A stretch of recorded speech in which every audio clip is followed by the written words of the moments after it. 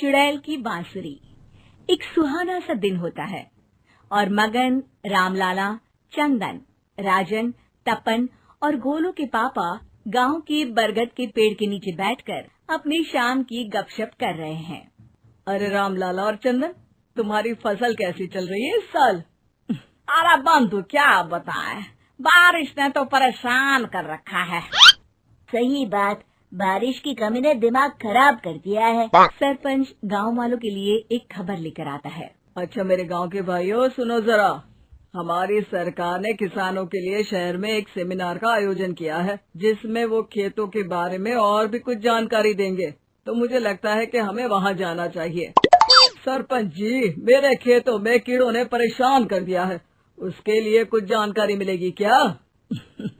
बिल्कुल, तुम्हारे खेतों के बारे में तुम्हें सारी जानकारी देंगे वो लोग। तुम तीनों को जाना चाहिए, बहुत फायदा होगा तुम्हें उससे। ये कहकर सरपंच वहाँ से चला जाता है और तीनों सोचते हैं कि वो शाम के वक्त मैदान पर मिलेंगे और वहीं से रवाना हो जाएंगे। तीनों दोस्त मैदान पर मिलते हैं और जैसे ही निकलना शुरू करते हैं तभी एक बांसुरी की आवाज सुनकर वो भी उसी ओर सम्मोहित स्थिति में चलना शुरू कर देते हैं। कुछ बच्चे हर बार की तरह अपना दोपहर का फुटबॉल का गेम खेल रहे हैं। पकड़ लिया, पकड़ के दिखा मुझे, इतना भी नहीं कर सकता। अच्छा, कितना भागेगा? आखिरकार तो मेरी पकड़ में आ ही जाएगा। हाँ, तुझे पता नहीं तपन, राजन कितनी तेज दौड़ लगा सकता है। खेलते खेलते अचानक से एक बांसुरी की मीठी आवाज सुनाई पड़ती है। सारे बच्चे उसका पीछा करने लगते हैं। शाम हो गई है और बच्चों के घर न आने की वजह से उनकी माँ मैदान में पहुँच जाती है। राजन बेटे, अरे ओ राजन बेटे, किधर चले गए? इतनी देर हो गई, घर वापस क्यों नहीं आए बेटे? तपन बेटा, चलो घर, शाम हो गई है, कितना खेलोगे? और गोलू, ओ गोलू! तीनों की माँ एक दूसरे को देखने लगती है और उन्हें एहसास होता है कि उन तीनों के बेटे घर आए ही नहीं। अरे राजन और गोलू की मम्मी, आप इधर? राजन और गोलू घर नहीं आए क्या अभी तक? नहीं तो दोपहर में राजन मुझे बताकर गया था कि वो तपन और गोलू के साथ खेलने जा रहा है।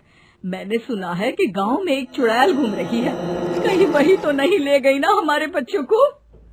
ऐसा कुछ नहीं हुआ होगा, हम तीनों अलग अलग जगह ढूंढते हैं, इधर ही खेल रहे होंगे तीनों बच्चे। ये कहकर तीनों बच्चों की माएं उन्हें ढूंढने निकल गयी। बहुत देर हो गई और फिर भी तीनों बच्चे मिले नहीं।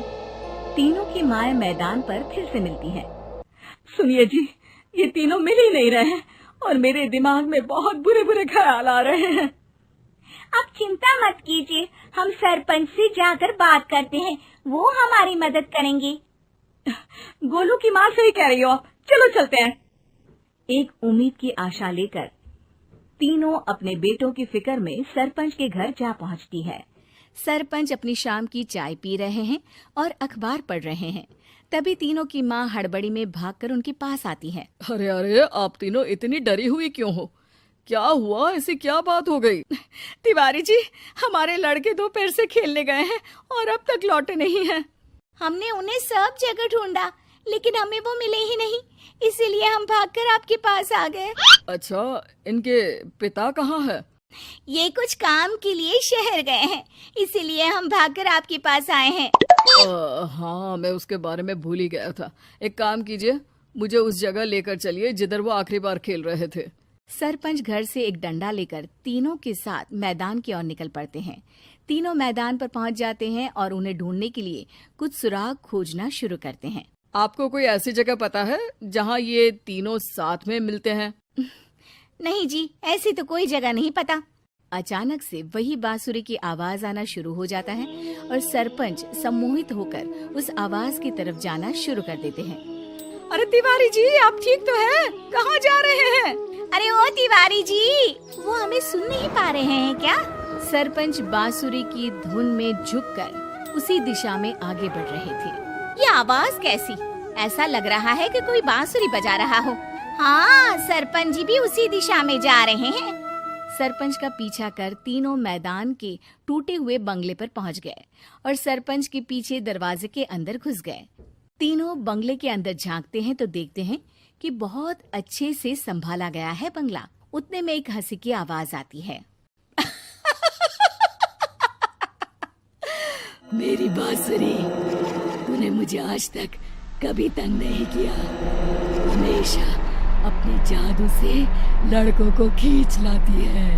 ये बोलते ही राजन की माँ को तीनों बच्चे और उनके पिता वहाँ चुड़ैल के पास लेटे हुए दिखते हैं। अरे वो देखो गोलू के पापा। अरे रे। अरे गोलू की माँ, अब चुप रहिए ना जरा। उस चुड़ैल ने देख लिया तो हम भी फंस जाएंगे। इन्हें बचाएगा कौन? लगता है ये शहर गए ही नहीं और इस चुड़ैल ने इन सबको भी यही बुला लिया है। अब हमें इन्हें छुड़ाना होगा। एक काम करते हैं। राजन की मम्मी गोलू और तपन की मम्मी को एक प्लान बताती है। बिल्कुल सही कह रही हो राजन की मम्मी। चलो आज इस चुड़ैल को मजा चखाते हैं। तीनों माएं अपने छुपने की जगह से बाहर निकलती हैं और एक्टिंग करना शुरू कर देती है। ये तो बढ़िया है। अब इसका असर औरतों पर भी हो रहा है। वाह जी वाह।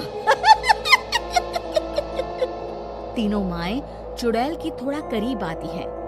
राजन और गोलू की माँ चुड़ैल को पकड़ लेते हैं और तपन की माँ बांसुरी हाथ से पकड़कर तोड़ देती है। अरे पागल औरत, ये क्या कर दिया? मेरी बांसुरी को तोड़ दिया। अब मेरी शक्तियाँ खत्म हो जाएगी।